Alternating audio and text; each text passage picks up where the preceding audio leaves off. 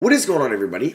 How is everybody doing today? We are going to be reacting to Colin Cowherd's mid-season NBA awards in today's video. Shout out to everybody that supported the last video, me reacting to Bleacher Report's All-Star predictions 5 years from now. I asked you guys for over 850 likes on that, and you got over 2,000 at the moment. So you'll be definitely seeing my prediction for the All-Star teams 5 years down the line from now. That video will come out, so thank you a lot. If you guys are enjoying the videos, feel free to drop a thumbs up. I would really appreciate it. The All-Star game just happened. Hope you guys enjoyed that. I mean, it was pretty entertaining. I like the three-point contest. Curry won that. Dunk contest, thought maybe Obi Toppin should have beat Anthony Simons with the final dunk, and the All-Star game, you know, it wasn't too competitive, unfortunately, but it was still fun to watch nonetheless. So, without further ado, we'll get into this, and we'll see if I agree with Colin Cowherd's awards. Because, like, if he's doing MVP, Rookie of the Year, Sixth Man of the Year, Defensive Player of the Year, I think there's pretty much, like, a front runner for all of those. So, let's see what we got.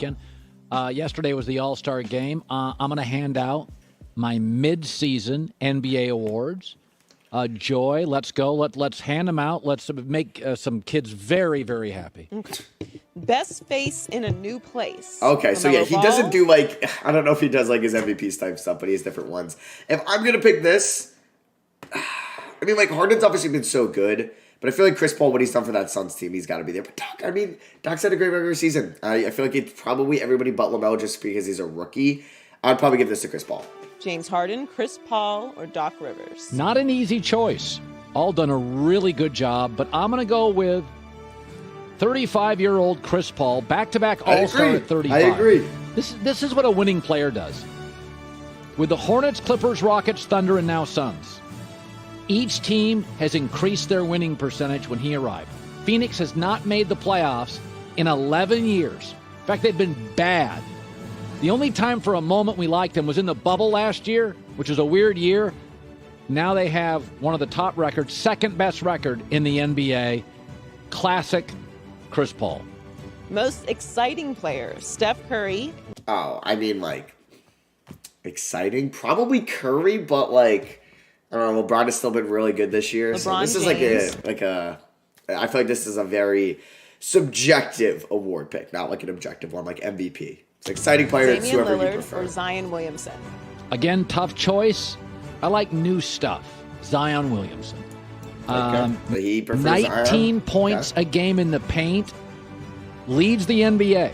Just to think how young he is. He has 20-plus points on 50% shooting in 14 straight games. History of the league. Nobody's ever done that. And his game is so... Yeah, I'm also older than Zion, so I know Zion's pretty young. Different than everybody else. We are scratching the surface on Zion. Best player not named LeBron. Giannis Antetokounmpo, Steph Curry, Joel Embiid, James Harden. Also, where's the graphic? They didn't put up the graphic there, but best player not named LeBron. I mean, I guess like overall LeBron's probably still the best player in the league, but this year, it's been Embiid. He's been better than LeBron. Went back and forth, but it is a three-ball shooting league, and I'll say Steph Curry. Okay, Steph Curry right now leads the NBA with 169 made three-pointers. That is the league's future. He's averaged the fourth leading scorer, and he doesn't have Klay Thompson. He's got some disparate parts he's making work. I mean, I disagree. I think it's Joel Embiid 100%. It's also weird they didn't throw the graphic up there. But he goes, yeah, it's the league's future three-point shooting. Isn't that the present? I don't think it's really the future. Yeah, it's probably the future, but it's also the present. I don't know. Embiid's leading the Sixers to currently the one seed in the East. And what he's done for them has just been phenomenal this year. Steph's been great, but I think Embiid would beat him out in my close opinion. to being a playoff team. Net who will cause the most friction. Kevin Durant, Blake Griffin, James Harden, or Kyrie Irving? Kevin Durant's pretty chill. Blake Griffin's I'd lucky to probably be... say Kyrie. I don't know. I don't really think any of them will cause friction because, like, KD, he's obviously the number one there. I think he's fine. Harden, I mean, he's just going to be there. I don't think to really cause friction. Really, just pass the ball and obviously kind of control the offense. I feel like Kyrie's just doing his own thing as his like ISO guy, just literally a ball handler with that. And then Blake, I feel like, knows he's not as good as the other three players, so he'll know his role and just try to win a championship any way he can. Be there. James Harden is just happy he's not in Houston. So if you're giving me the choice, I'd say Kyrie Irving, who's already missed 11 games. He had that little COVID party thing where he didn't wear a mask, wasn't very good. Took kind of a hiatus in January. So given the choice, I think James Harden and Blake Griffin are just so happy to be there. Player you I want agree. to see traded. I agree. Bradley Beal, Kyrie Irving, Ben Simmons, Nikola. I mean, I don't really want to see Kyrie or Simmons traded because they're on pretty good teams. So I'd like to see players get traded that are on bad teams, maybe go to contenders. I think Beal has shown his loyalty to Washington, and I think Vucevic has shown his loyalty to Orlando. But I think I would like to see Nikola Vucevic on a good team. What team? I don't really know. Is it a Boston? Maybe. Is it a Toronto? I don't know, but I would not mind seeing Nikola Vucevic getting traded. Nikola Vucevic. Well, I've been on this forever. Bradley Beal leads the Like, NBA. yeah, I actually would like to see Bradley Beal get traded, like 100%. Like, and I'd probably rather see him on like a Denver team or like a Pelicans or somebody like that. I don't know, like a new, like on a new team. But I don't think he's gonna get traded. I think he's pretty loyal to Game Washington, scoring. and I think they'll probably sneak into the play-in tournament when the season ends. Washington's never gotten past the second round. He has this strange loyalty to the Wizards. Look, it's not strange. I don't know. They pay him. They give him his minutes. He likes it there. Man, people can do that. They can want to stay in their teams. You can be like Steph and like Golden State or Lillard and like Portland. Like, that's okay. We kind of need that in the I know NBA. LeBron loves him. I've been told that by LeBron's camp. They've been eyeing him for years. I'm not sure why people don't make a run. He is expensive, but I just feel he's he's got a very consistent personality. He scores 40 points a lot. The problem is when he does, they've lost 11 straight because he got nobody else to balance him out. The most surprising team: Jazz, Knicks, Nets, or Suns? Probably not the Nets. Not at all the Nets. We knew they would be solid. I feel like the Jazz, I don't know. Like, I think it would be more the Suns or the Knicks, but I think it has to be the Knicks. I think it has to be. I got to give it to the Knicks. I think so. I mean, Julius Randle's a very solid player. R.J. Barrett, you loved him out of college, very talented. But I thought the whole Tom Thibodeau doing gassers, like, I'm like, that isn't going to work. And right now they're above 500. They play very well together. I do wonder, minutes-wise, he'll push. He's like Pat Riley 30 years ago. He'll push guys. But the Knicks are interesting, and that's good for the NBA. It is. Future face of the NBA: Giannis, LaMelo. I don't think LaMelo is the face. I mean, if you're saying post LeBron, it's probably Giannis or Luka. I don't think it's going to be Zion or LaMelo, but Bleacher Report would probably prefer those guys. Or Zion? I'm going to go Zion. I want to read you a stat. Okay. The only player to score more also points like a subjective question than Zion Williamson through his first 58 NBA games in the three-point era, Michael Jordan. And he's got a Michael Jordan buzz about him. The look, the likability, the intensity, the passion. There are just a lot of qualities here. He's a marketing person's fantasy. Loves the game, kind of plays different. Like physically, Michael was doing stuff, jumping from the free throw line we hadn't seen since like Dr. J. Zion is like Barkley, but I think stronger. The sleeping giant: Celtics, Heat, Mavericks, or Warriors? I'm going to go Mavs. They've won 8 of their last. I guess that means like under the radar team that's like well known that could do well. I mean, I would probably like to say it's the Miami Heat because they are the reigning Eastern Conference champions, but I could see it being any one of those teams. I'm going to go Mavs. They've won 8 of their last 10. Now, Porzingis got hurt early, so they weren't very good early. They also had a COVID outbreak. So I think they're a pretty interesting team. Luka feels like 30 a night.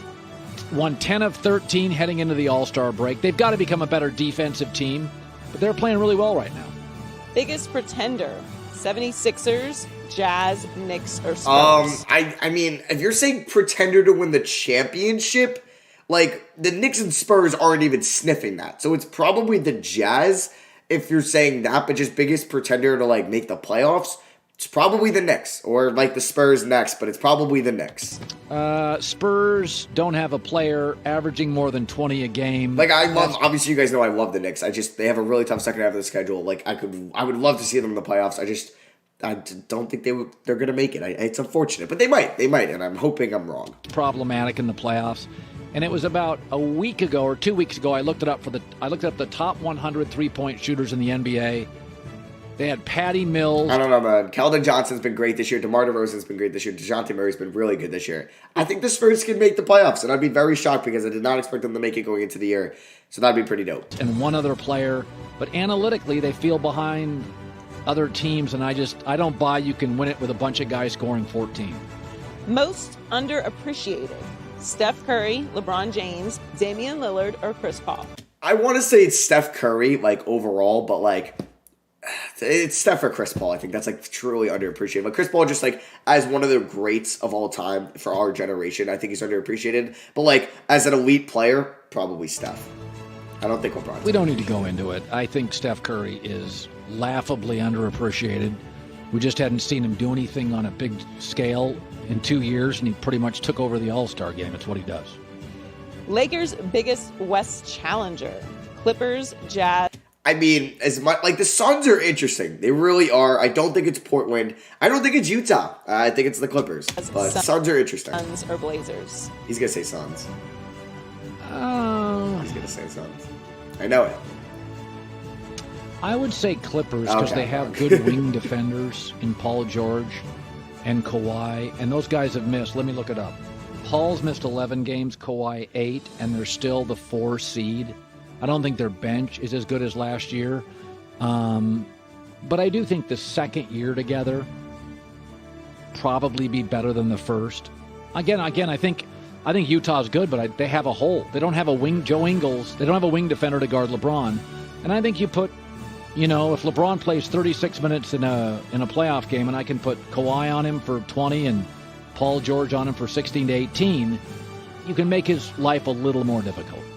Player you want taking the last shot: Steph Curry.